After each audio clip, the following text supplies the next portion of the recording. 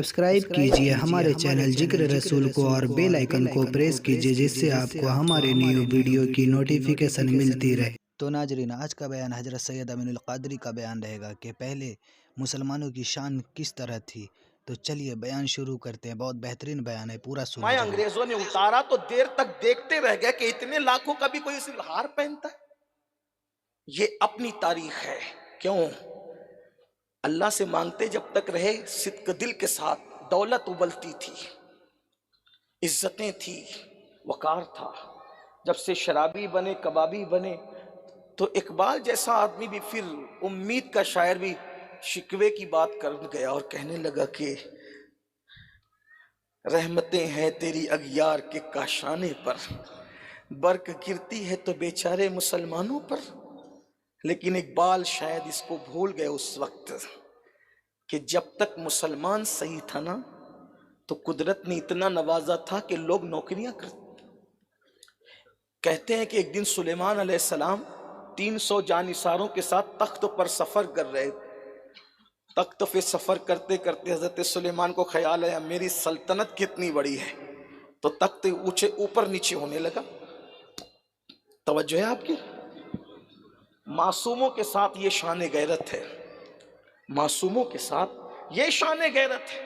تخت تو اوپر نیچے ہونے لگا، ایک چابک اٹھایا، فرمایا سیدھے چل۔ تخت کا جواب جو لکھا ہوا ہے میں وہ منا نقل نہیں کروں گا کیونکہ میں فکر رضا کا پابند ہوں، لیکن اس کو ایک خوبصورت مفہوم کے ساتھ پیش کرنا چاہتا ہوں۔ سلیمان علیہ السلام نے جب فرمایا سیدھے چل کوڑا مار کر، تو غیبی آواز آئی تخت پہ بیٹھنے والے اگر اپنی اصلاح کر لیں تو پھر تخت کی اصلاح خود بخود ہو جائے۔ توجہ فرمائے، اس کا مطلب حالات یوں نہیں بدلتے۔ وہ جو 300 اوپر بیٹھے ہوئے تھے جانثار سلیمان علیہ السلام کے، ان کی اپنی طبیعت نے کچھ کہا تو پیغمبر کو یہ جواب دیا گیا ہم کیوں جب تک عاشق تھے بادشاہ تھے۔ اور ایک بات آپ سے کہہ دوں، کوئی خواب نہیں دکھا رہا ہوں، اللہ کی قسم، آج بھی اگر عاشق بن جاؤ تو بادشاہ تمہاری غلامی نہ کریں تو پھر کہنا۔ غریب نواز کی غلامی کیوں ہو رہی ہے؟ ایک لباس پہ پوری زندگی گزار دی۔ کون سی دولت تھی غریب نواز کے پاس؟ آپ بتائیں۔ غوث پاک تو ظاہری اعتبار سے بہت دولت مند تھے، لیکن غریب نواز کے پاس ظاہری کون سی دولت تھی؟ زندگی کا طویل حصہ انا ساگر کے نیچے گزارتی۔ خلجی نظر آ رہا ہے، گوری نظر آ رہا ہے، اکبر جیسا ملحد اور بے دین بھی کھڑا نظر آ رہا ہے۔ بتائیں تو صحیح نا؟ تو یہ قوت عشق ہے۔ تو بات کہیں نہ کہیں سمیٹنی پڑے گی۔ عرض یہ کر رہا تھا 7 کروڑ کا تخت بنایا شاہ جہاں نے، ذرا سنیں اس کو۔ جب تخت پہ بیٹھے شاہ جہاں تو کہا وضو کے لیے پانی لاؤ۔ وضو کے لیے پانی لایا تو وہی بیٹھ کر تخت پہ وضو بنانے لگے۔ سارے انجینئر منہ تکنے لگے، ہمارے تخت پہ پانی پھر رہا ہے۔ کتنا خوبصورت جملہ انجینئروں نے کہا، وضو کا پانی گر رہا تھا تو کہا ہمارے تخت پہ پانی پھر رہا ہے۔ وہیں شاہ جہاں کھڑے ہو کر 2 رکعت نماز ادا کی اور جواب دیا جب اتنا کروڑوں کا تخت دیکھا تو میرے دل میں خیال آیا فرعون کے پاس بھی تخت تھا، نمرود کے پاس بھی تخت تھا، تو میں نے سوچا انہوں نے بڑے تخت پہ کہا انا ربکم الاعلی، اس لیے میں نے سوچا انہوں نے انا ربکم الاعلی کہا تو ذلیل ہو گئے، میں سبحان ربی الاعلی کہہ دوں تاکہ ذلت سے بچ جاؤں۔ اس فکر کی تلاش میں جب ہم نکلے تو پتا چلا میاں میر محمد کی تربیت تھی۔ 7 کروڑ کے تخت سے اٹھ کر کے جب ان کی جھوپڑی میں جاتا تو شاہ جہاں کہا کرتے تھے 7 کروڑ کے تخت پہ اتنا سکون نہیں ملتا جہاں جتنا سکون میاں میر محمد کی کٹیا میں ملا کرتا۔ آج میری قوم کے پاس عشق والوں کی کمی ہے، اور یاد رکھنا پھر کہتا ہوں کتابوں کی طرف ضرور بڑھو، لیکن کتابوں کے ساتھ ذرا اہل دل کی صحبت بھی تلاش۔ اسی لیے عارف رومی نے کہا تھا کہ یک ساتھ صحبت با اولیاء بہتر از 100 سالہ طاعت بیریا۔ اور جب عشق نصیب ہوا رومی کو تو رومی نے کیا کہا؟ کہتے ہیں 100 کتاب و 100 ورق در نار کن، 100 کتاب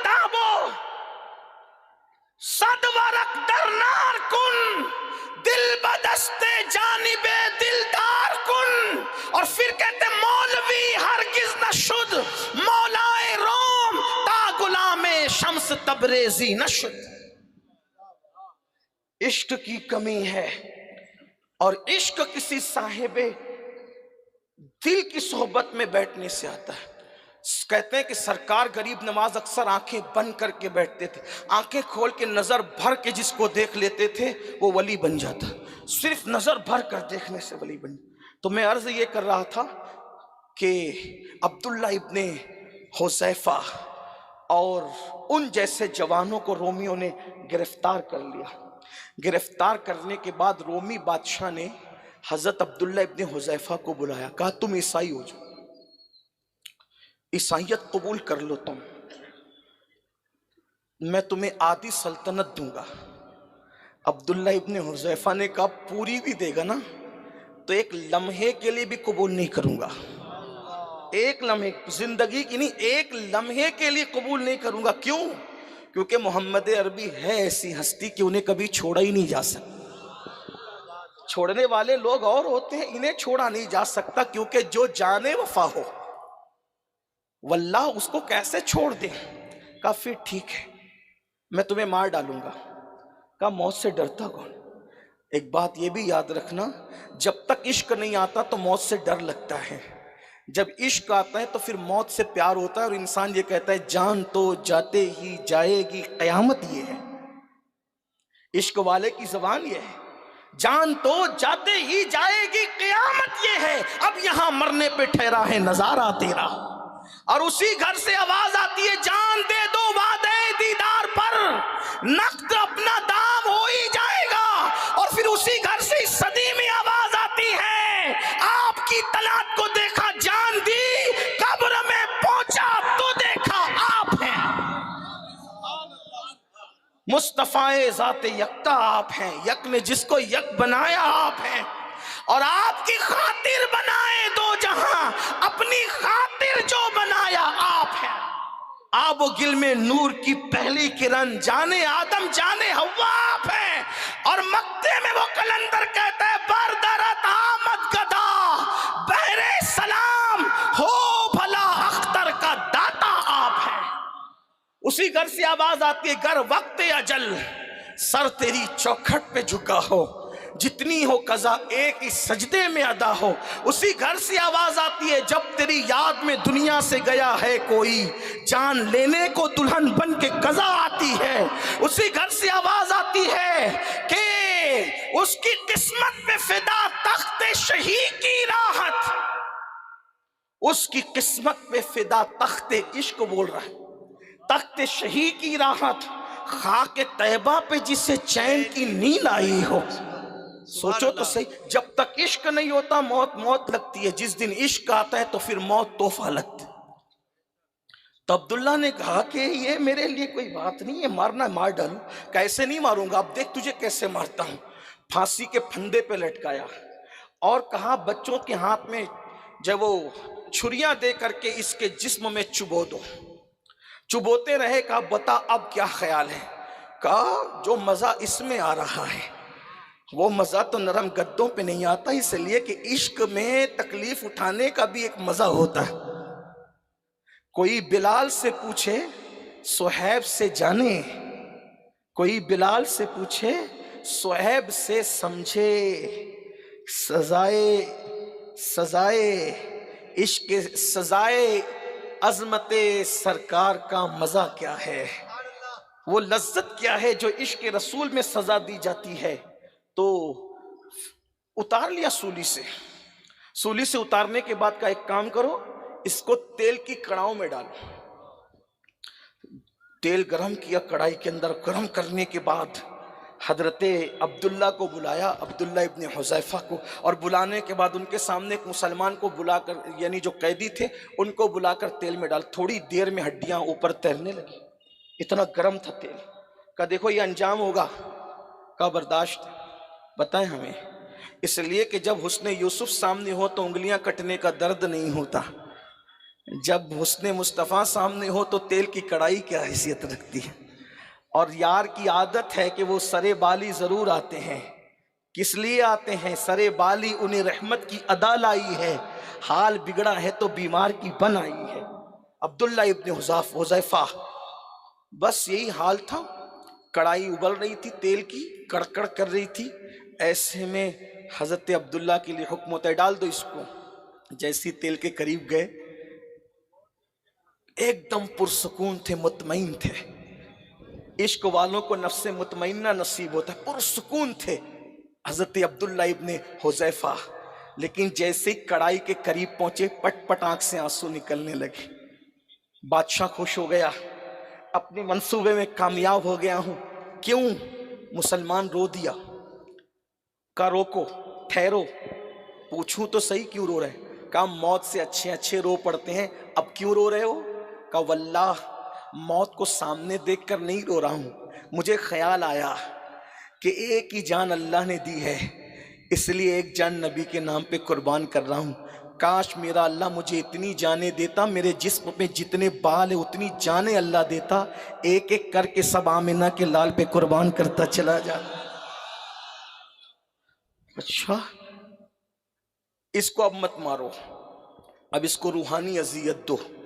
قید کر دیا۔ برسوں پہلے کی تاریخ ہے، بلکہ صدیوں پہلے کی تاریخ۔ عبداللہ ابن حذیفہ کو کئی دن تک بھوکا رکھا، اور جب بھوک سے بے چین ہوئے تو شراب اور سور کا گوشت حضرت عبداللہ کو کھانے کے لیے دیا۔ حالانکہ حالت اضطرار میں، اضطراری حالت کے اندر، یعنی کہ جب موت سامنے ہو تو پھر اس طرح کی چیزیں آنے پر پھر علماء کی طرف سے اجازت ہوتی ہے کہ جان بچا لیں۔ عبداللہ نے نہیں کھایا، نہ سور کا گوشت نہ شراب۔ جب پوچھا بلا کر کیوں نہیں کھاتے، کہا کہ اس حالت میں تو کھا سکتے ہیں، مگر کھا کر کے تجھے خوش کر کے اپنے ایمان کی کمزوری کا ثبوت نہیں دے سکتا، اس لیے نہیں کھایا۔ میں آپ سے پوچھتا ہوں، سور کھانا حرام ہے کہ نہیں؟ کوئی مسلمان نہیں کھاتا سور، الحمدللہ نہیں کھاتا، لیکن سور کھانا بھی حرام ہے اور سود کھانا بھی حرام ہے۔ ایک بات کہہ دوں، یہ بھی حرام وہ بھی حرام، مگر یاد رکھنا مسلمانوں، سور کھانا حرام ہے، لیکن سور کھانے والے کے ساتھ اللہ نے اعلان جنگ نہیں کیا، قرآن میں سود کھانے والے کے ساتھ اعلان جنگ کیا ہے۔ سور سے نفرت کرتے ہو تو سود کیسے بغیر حلق کے نگلتے ہو؟ اور صوفیہ فرما رہے کہ جس کے پیٹ میں حرام ہوگا اس کے پیٹ میں عشق رسول نہیں آ سکتا۔ جب حضرت عبداللہ نے فرمایا کہ اپنے ایمان کی کمزوری کے لیے دکھانے کے لیے، تجھے خوش کرنے کے لیے نہیں کھاؤں گا سور، شراب کو ہاتھ نہیں لگاؤں گا، حرام ہے ہمارے یہاں، متاثر ہوا، کہا ٹھیک ہے میں تمہیں آزاد کرتا ہوں، لیکن ایک شرط ہے، میری پیشانی چوم لو، جاؤ آزاد ہو جاؤ۔ حضرت عبداللہ نے کہا، سوچا اپنی جان کے لیے اس کی پیشانی نہیں چوموں گا، مسلم امہ کا کوئی مفاد ہونا چاہیے، فرمایا اکیلے نہیں جاؤں گا، جتنے مسلمانوں کو قید کیا اگر سب کو چھوڑ دے تو میں وعدہ کرتا ہوں کہ تیری پیشانی چوم لوں گا۔ اس نے کہا ٹھیک ہے، ایک بار میری پیشانی چوم لے، جتنے مسلمانوں کو میں نے قید کیا سب کو آزاد کر دوں گا۔ بس یہی بات تھی، پھر کیا ہوا؟ اللہ اکبر، اس حضرت عبداللہ ابن حذیفہ نے اس کی پیشانی چومی، اور پیشانی چومنے کے بعد اس نے سارے مسلمانوں کو آزاد کر دیا۔ اللہ اکبر، جب حذیفہ سارے نوجوانوں کو لے کر پہنچے تو فاروق اعظم کا دور تھا، سیدنا فاروق اعظم نے پوچھا انہوں نے تو تمہیں قید کر لیا تھا، کیسے چھوڑ دیا؟ تو حضرت عبداللہ ابن حذیفہ نے پوری داستان سنائی۔ فاروق اعظم سن کے روتے رہے اور کہا مسلمانوں کو آزاد کرانے کے لیے تم نے اس کی پیشانی چومی؟ پھر آپ نے اعلان فرمایا، اے مسلمانوں، عبداللہ نے اتنا بڑا کام کیا ہے، عبداللہ اس کا حقدار ہے کہ اس کی پیشانی چومی جائے اور سارے مسلمان اس کی پیشانی چومیں۔ اور اس کے بعد فرماتے شروعات میں خود کروں گا۔ فاروق اعظم نے بھی پیشانی چومی اور سارے صحابہ نے عبداللہ अब्दुल्ला की पेशानी चूमी। बताओ ये जुर्रत क्यों आई थी? वो इश्क रसूल की कुव्वत थी, कुव्वत इश्क थी। आज मुसलमान नौजवान बुज़दिली की तरफ इसलिए है कि कुव्वत इश्क से आज हम अपने आप को दूर किए जा रहे हैं। अल्लाह अकबर। हम कहते हैं आशिक है जिसका इश्क रसूल इतना कमज़ोर हो कि घर के बिस्तर से उठाकर मस्जिद, मोहल्ले की मस्जिद तक न ले जा सके, उसका इश्क उसे जन्नत तक कैसे ले जाएगा? पता चला इश्क तो वो होता है जो मक्तल गाह भी ले जाता है और जन्नत भी ले जाता है। मुसलमानों, आज हम इश्क की बातें कर रहे हैं, रस्मी इश्क की बातें, रस्मी मुसलमानियत की बातें। हकीकत में हम इश्क मुस्तफ़ा से दूर है, मोहब्बत रसूल से दूर है। आइए इश्क का सबक सीखिए। मैं 3 बातें पढ़कर बात अपनी मुकम्मल करता हूँ। सूफिया फरमाते हैं इश्क की 3 अलामतें होती है, उसी को पढ़ के बात मुकम्मल। नंबर 1, जिससे इश्क होता है इंसान उसका जिक्र कसरत से करता है। बताओ हुजूर का जिक्र कितना करते हैं हम? खुदा की कसम, जिस दिन हुजूर का जिक्र करेंगे उस दिन गीबत से बचेंगे। आज कौन है वो जो गीबत नहीं करता? और लोग आज इतने मुत्तकी है, कहते हैं अल्लाह तौबा, मैं गीबत की नियत से नहीं बोल रहा हूं, मैं तो सिर्फ बताने के लिए बोल रहा हूं। तो फिर गीबत और से कौन सी चिड़िया का नाम है? जो गीबत करता है वो मरे हुए भाई का गोश्त खाने वाला है। गीबत जिना से भी बदतर है। अलगीबत अशद्दु मिनज़ जिना, गीबत जिना से ही बदतर है। इतना कह दिया ना कि उसकी आंख छोटी थी, गीबत हो गई। वो तो नाटा है, उसकी आंख वो गीबत हो गई। वो तो अपने आप को बहुत होशियार समझता है, गीबत हो गई। उसकी आस्तीन तो छोटी थी, वो गीबत हो गई। उसकी नाक तो नकटी है, गीबत हो गई। जिससे इश्क होता है उसका जिक्र कसरत से। इसीलिए तो मेरे इमाम कहते हैं इश्क सच्चा था ना, कहते दहन में ज़बां।